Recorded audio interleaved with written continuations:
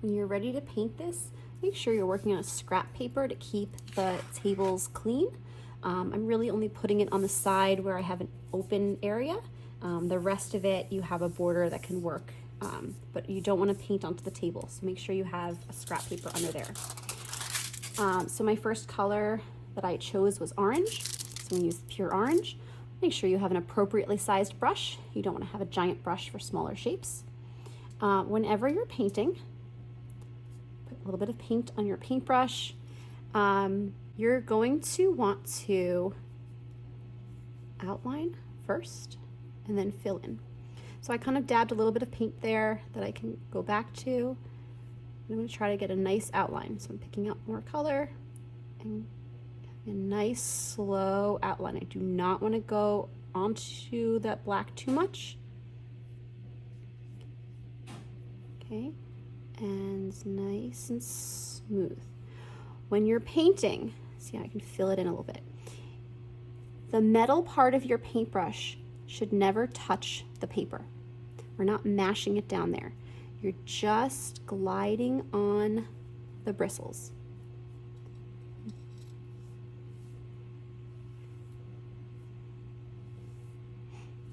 And whenever it looks dry like that, you get more paint. So again, I kind of put it on the side and then I use that to dip into nice, careful edges.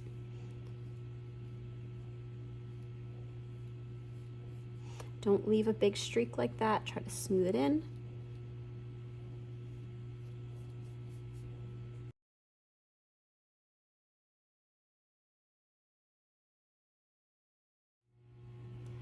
Okay, once you have painted the whole section, you really want to try to make sure that you don't have any globs of paint around, that you smooth them in. Sometimes, no matter how neat you are, you might get a little bit of a streaky look just because the tempera paint can be a little bit see-through. So sometimes you might need to go in when it's mostly dry or dry and do a second layer and just try to neaten things up. Try your best to not go over the line. You know, I did a tiny bit in one spot. It's gonna have to be covered by the next color, and the next color is yellow, so it doesn't cover very well. So really do your best, nice and slow painting to stay in the lines. And again, you wanna get nice and smooth, no big globs. And if you see some streakiness, once it dries, go back in with a second thin layer and just try to even that up. You have to wait for this color to totally dry before you can do the color next to it. If you work on one area, one color, and it's still kind of wet, on the same day, you might skip a color and maybe go to the next one. If you do it on the next day, then you can just continue. It does dry pretty quickly, but you don't want to accidentally smudge something that might still be a little bit wet. So really do make sure that it is dry before you move on. You also need to wash your brush completely. If there's any paint on your brush from the one color, it will contaminate the next color.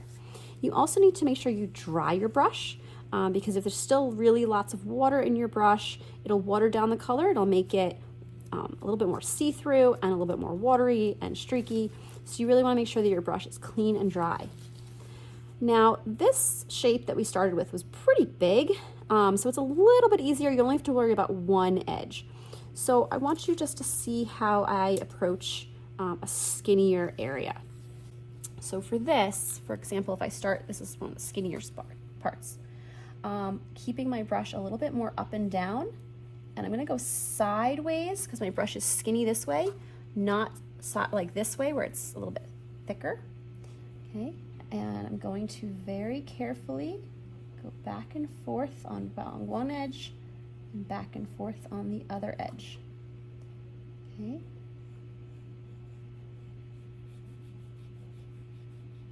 And that's how I can get into those tiny little areas.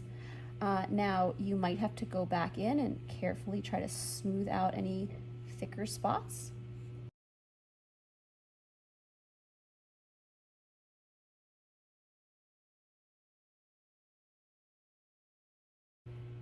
Now that's the area that I had gotten some color over, some of the orange on it. So I might have to do multiple layers there.